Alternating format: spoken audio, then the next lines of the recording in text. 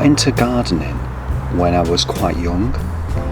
I was about 2-3 years old, and I remember being at my nan's garden, and she would be sat out weeding, planting, dividing perennials, and I just remember being sat there with her on the lawn, enjoying the whole experience of what she was doing, being out there in the sunshine and just being sat with her and enjoying the whole experience of being outside in the fresh air and just seeing all these beautiful plants, perennials. There was lots of roses. She had a few roses, and those were really the first experiences of being in a garden.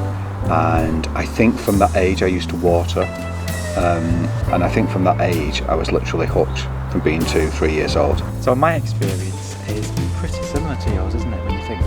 Because my family was not into gardening, and I didn't start as early as you did, but I do remember coming to visit and being in your back garden, and I remember watching you digging things up and dividing things and moving things around to make this big border that was just amazingly full of flowers and plants. And I'd never really seen that before, because my garden at home, the only kind of garden we had was almost like a demolition site. It was just literally an overgrown hedge with what used to be a border of some sort, but all weeded over, and there wasn't much going on. There was a lot of paving stones. I can't really say there was any actual plants originally in there.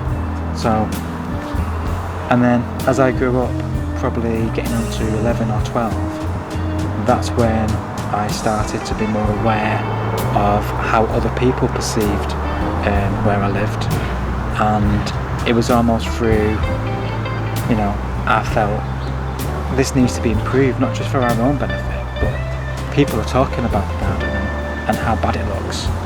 So I decided to improve it. So I'm getting on to maybe 11 or 12 now, and I started obviously watching programmes. I used to take clippings from the Radio Times. Jeff Hamilton used to do a weekly article in the Radio Times, so I'd be reading through those. I would be getting plants by mail order. Unfortunately, as I developed this love for gardening, my family kind of responded to that, because they also was very supportive. They'd buy me things for my birthday or for Christmas, and they'd be I remember one year my brother bought me a table and chairs for the back garden, patio set, and I was thrilled to bits, because before that we didn't really have any means of sitting out in the garden. So it was brilliant.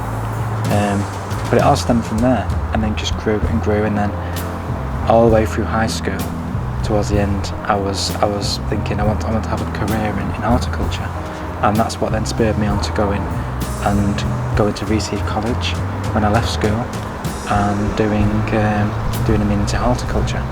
My nan and I used to watch Gardener's World throughout the 80s, and we would. She had choir practice on a Friday night, so she would tape it on video cassette.